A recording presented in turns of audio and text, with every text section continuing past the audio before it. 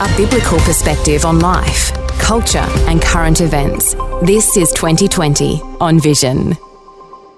There has been some truly amazing activity that's been happening in Tasmania. To draw attention to today, and a new report into the social impact of churches and faith communities on Tasmanians shows a quantifiable figure. Churches in Tasmania contribute value worth more than $70 million to their state. Well, the organisation called NAYBA, N-A-Y-B-A, has been conducting Faith in Action social impact audits, and they've just finished one on the state of Tasmania. Nick Mackay is National Director of NAYBA in Australia, back with us. Hey, Nick, welcome back to 2020. Thanks so much. Lovely to be with you. Nick, you've just returned to your hometown in Melbourne from Hobart, where you were there for the launch of this new report. No doubt that'll be greeted with a lot of glee by some churches who are very interested in the outcome.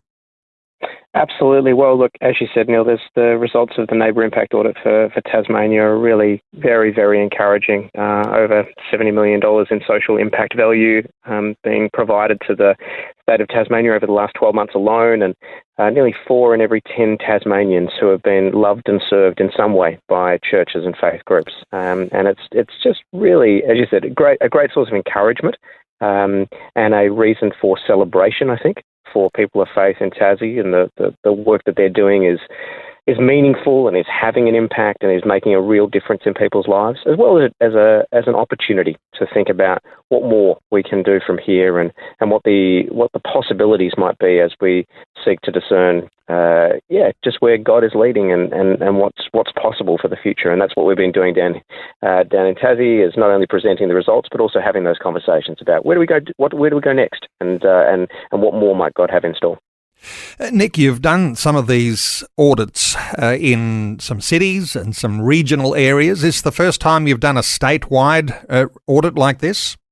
Correct. Yeah, I believe it's actually the first statewide audit of its kind anywhere in Australia. So as you said, we've done about 7 or 8 of these audits along the east coast of the mainland, and they've been very significant in each case, a great opportunity to be able to bring the church together and get a greater sense of the collective social impact of the work that churches and faith groups are doing for those in need in the wider community. But this is the first NAYBA impact audit at a state level, and it's been a wonderful experience. It's taken us the best part of a year to get this done, and there's been just great opportunities to be able to connect with the diversity of the faith community here. So we had 164 survey responses to the impact audit, and they came from the breadth of the church as well as some other faith communities as well. So we were really encouraged by that process. So you call it a collective social impact of the church communities in Tasmania. How do you arrive at a $70 million figure? That's a great question. So we measure primarily the hours that have been dedicated to those in need in the community by churches and by faith-based organisations. So included in this audit were not just local churches, but also faith-based agencies and ministries and other faith organisations. And they reported on the most significant community services that they have provided over the previous 12 months. And both the staff and the volunteers who have been responsible for providing those services. We then have quantified the number of hours, both paid and voluntary, and multiplied those by the minimum wage for the period. So that was basically the financial year 2023. Plus, we've added some of the additional resources that have been provided directly to the beneficiaries. So that's a bit of basically it measures the something of the value of the time that has been given to those in need. But probably a couple of things that are worth noting. The first is that the figure of over $70 million is an intentionally conservative figure, and it is very conservative. So the real value is much more than what we've stated, but our intention is to under-report rather than over-report. And I think the other thing probably to say is that, as we know, as people of faith, the true value of faith is not something that can be quantified in dollar terms. In fact, it's immeasurable. But that's part of this process, I think, is part of trying to understand, to the extent that we can, what's the nature and the extent of the good work that's going on in the community, and how can there be even more of it, so that we find ways to be able to share the life and the love of Jesus with people who need it. And of course you have churches and charities and all sorts of other not-for-profit organisations that have interactions with the community. You call these interactions beneficiary interactions. It's like the connections with the real people on the ground in Tasmania. How does all that look, Nick? It's incredibly impressive. So yes, what the NAYBA Impact Audit report, the final report, manages to do is to tell us not just how many unique beneficiaries, so that's well over 200,000 individual people who have been helped in some way by churches and faith groups, and that's equivalent to almost 40% of the population of the state.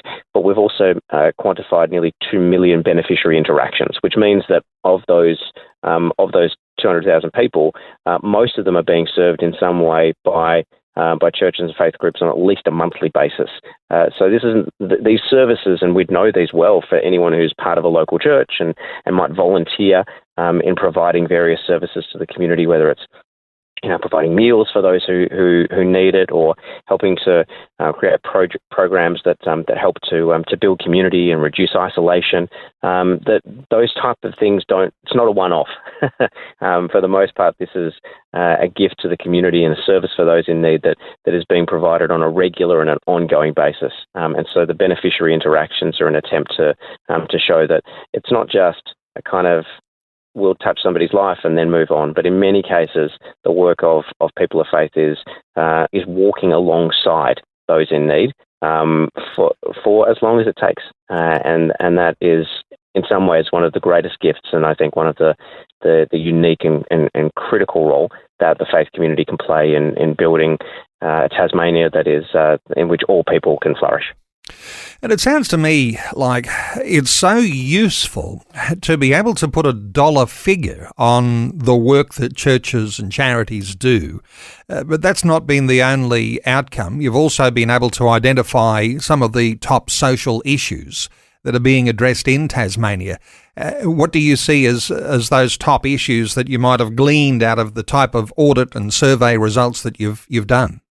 Yeah, so the top three social issues that we found were being addressed through this NAYBA Impact Audit in Tasmania are mental health, social isolation and loneliness, and financial and food insecurity.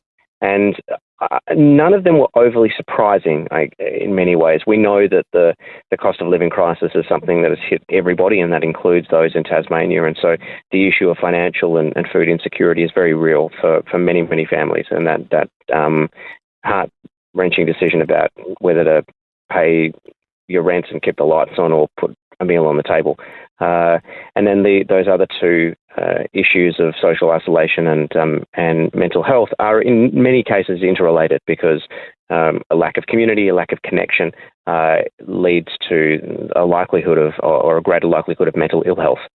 So there are great concerns that these are the types of issues that ordinary people in Tasmania, and that, for that matter, around the country, are facing. But I think that there's also great opportunity in that regard for the church and for people of faith to respond, and great work that's already happening. One example that comes to mind is just outside of Launceston. There's a wonderful church there, Newstead Baptist. They're a pretty small congregation, but they have a great love for the community, and they run a number of services and activities that bring people in from the wider community who would otherwise be isolated, and give them a sense of community and a sense of connection. And the stories and feedback that we hear from people whose lives have been transformed just by the opportunity to come in and feel a sense of love and belonging. And so I think while the extent of the social issues in Tasmania and elsewhere for that matter are pretty extensive and complex, sometimes the solutions don't have to be. Sometimes it's just about us doing what we can to be a good neighbour and a good friend for people in need. Nick, remind us of the benefits that there are in having a social impact audit, because obviously to people who are within churches, yes, they'll be impressed to know that there is a collective effort. But this idea of identifying a dollar figure on social impact, give us an idea how that works when it comes to dealing with some of these social issues that are in the community. I think that there's a number of benefits that come from quantifying the extent of the work that churches and faith groups do in the community, and indeed that is the motivation behind the NAYBA impact audit. The main ones from my perspective, Neil, I think number one is that it's a source of encouragement. It's sometimes as Christians and people of faith, we can feel like our efforts don't necessarily matter, and particularly if they're not being seen, and we shouldn't be doing it for recognition by any means. In fact, it should flow out of a heart that loves others because we have first been loved by God. But at the same time, it is, I think, important that we are encouraging and celebrate the value of the work that people of faith are doing to help those in need in the wider community, and being able to quantify it in dollar terms helps to do that. So that's one of the benefits. I think the other is that it helps to show us where there are areas of opportunity, perhaps some gaps, social issues not being addressed, or services that aren't being delivered, or areas where we're perhaps duplicating our efforts. And in fact, what's needed is a greater sense of collaboration and unity across the body of Christ in a region that enables us to pool the strength of our efforts in order to have an even greater impact, rather than all trying to do the same thing. But probably the final one, and in some cases this can be the most powerful, is that by articulating the work that churches and faith groups do in facts and figures and in dollar terms, it opens conversations with other key stakeholders, and particularly local government and state government, other civic leaders, about why the church actually matters. It helps to show that the church is strong, that we are doing really remarkable work, and we should be, to love and serve the community. But equally, it opens a conversation about what it might look like for there to be greater collaboration between the faith community and government and the corporate sector and civil society, because I think at the end of the day, we all want to see our communities flourish. We all want to be part of living in neighbourhoods where people enjoy a sense of peace and prosperity, as the Bible calls us to do, and so to be able to communicate that in a way that can enable those conversations is very powerful, and that's certainly what we've seen here in Tasmania. There's been a number of launch events that have been held in the various parts of the state, and at each one of those we had not only a range of amazing faith leaders, but also local mayors and state politicians who were very complimentary, and in some cases very surprised, I think, at the extent of the work that's being done, and very open to conversations about what more could be done collectively in order to see transformed cities and neighbourhoods that actually see people flourishing and living the sort of lives that I believe God wants them to live.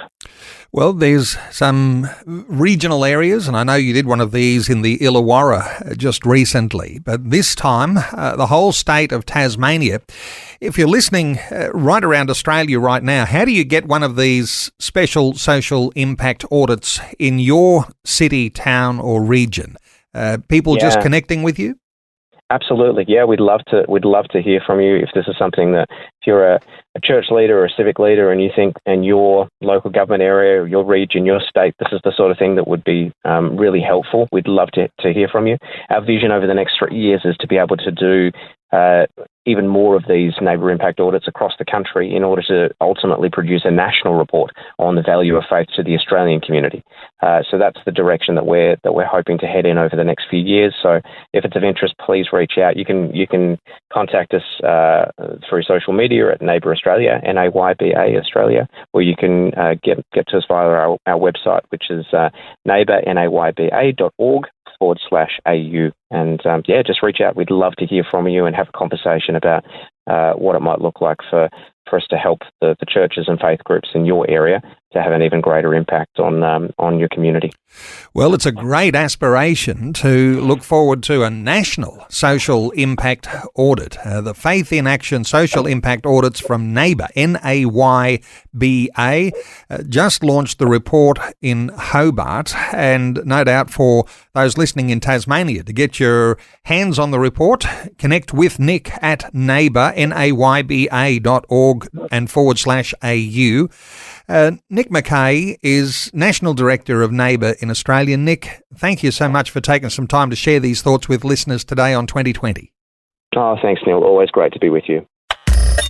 Thanks for taking time to listen to this audio on demand from Vision Christian Media. To find out more about us, go to vision.org.au.